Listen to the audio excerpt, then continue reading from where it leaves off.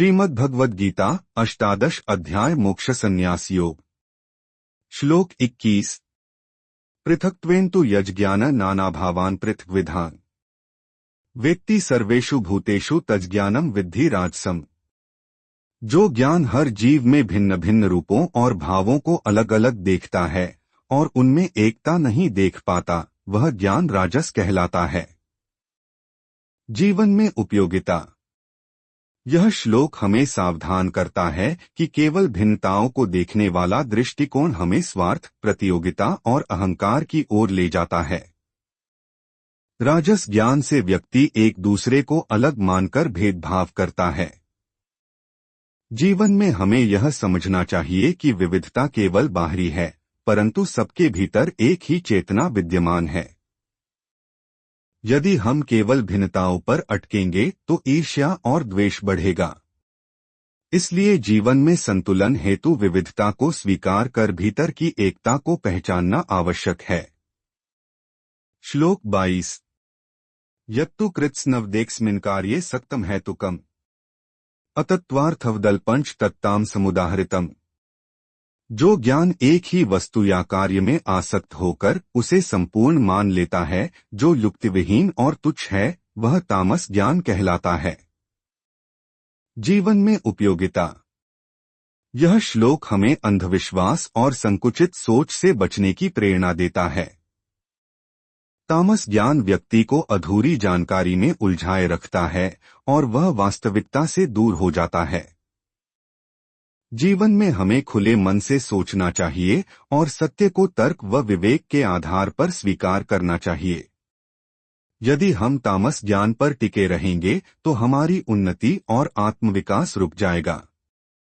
इसलिए विवेकशीलता और व्यापक दृष्टिकोण अपनाना आवश्यक है।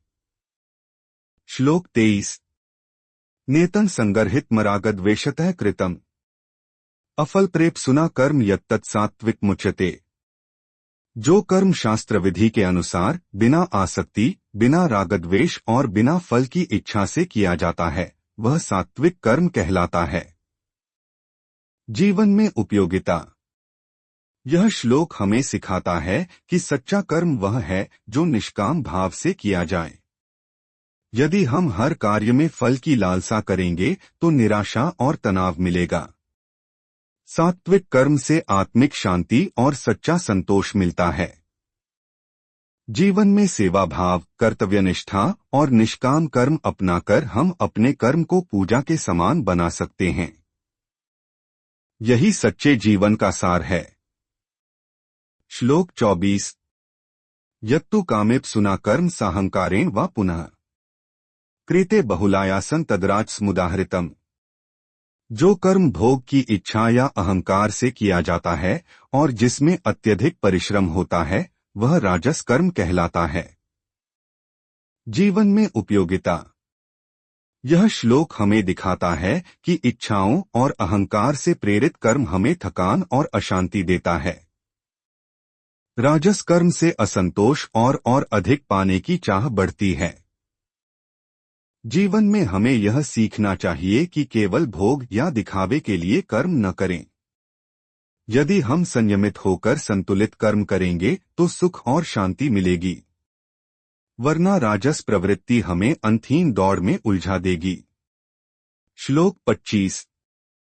अनुबंधं क्षय हिंसामन्वेक्ष्य च पौरुषम् मोहादारभ्यते कर्म यत्तत्ताम समुच्यते। जो कर्म परिणाम, हानि, हिंसा और सामर्थ्य को बिना सोचे अज्ञान से आरंभ किया जाता है, वह तामस कर्म कहलाता है। जीवन में उपयोगिता। यह श्लोक हमें चेतावनी देता है कि बिना सोचे समझे किए गए कर्म हानिकारक होते हैं। तामस कर्म न केवल स्वयं को बल्कि दूसरों को भी नुकसान पहुंचाता है। जीवन में हमें विवेक और धैर्य से कार्य करना चाहिए। निर्णय लेने से पहले उसके परिणामों और प्रभावों पर विचार करना चाहिए। अंधे उत्साह और अज्ञान से किए गए कार्य पश्चाताप लाते हैं। इसलिए हर कर्म विचारपूर्वक और जिम्मेदारी के साथ होना चाहिए। श्लोक 26। मुक्तसंगोऽहंवादी धृत्युत्साहसमन्वितः सिद्धय सिद्धयोर्निर्विकारः कर्ता सात्विक उच्यते।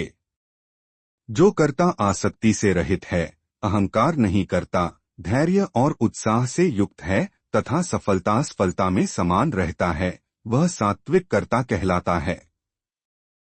जीवन में उपयोगिता। यह श्लोक हमें आदर्श कर्मयोगी की पहचान बताता है। सात्विक कर्ता निष्ठा और धैर्य से कार्य करता है, लेकिन फल पर उसका ध्यान नहीं होता। जीवन में हमें भी यही दृष्टिकोण अपनाना चाहिए। कार्य करना ही हमारा धर्म है, परिणाम ईश्वर पर छोड़ देना चाहिए।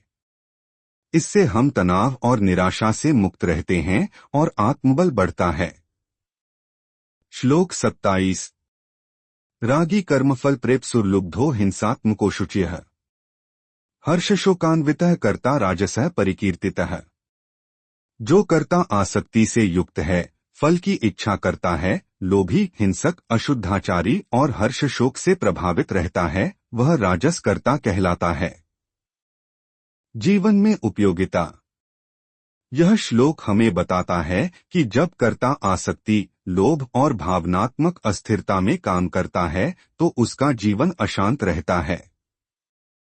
राजस कर्ता सफलता में अहंकार और असफलता में निराशा से ग्रस्त होता है। जीवन में हमें इस प्रवृत्ति से बचना चाहिए। यदि हम संयम, संतोष और संतुलन लाए तो कार्य का आनंद मिलेगा और मन स्थिर रहेगा। श्लोक 28। आयुक्तः प्राकृतः स्तब्धः शठोनैष्कृतिकोलसः विषादी दीर्घसूत्री च कर्ता तामस उच्यते। जो कर्ता अयोग्य, मूर्ख, घमंडी, धूर्त, आलसी, शोकग्रस्त और काम टालने वाला है, वह तामस कर्ता कहलाता है। जीवन में उपयोगिता।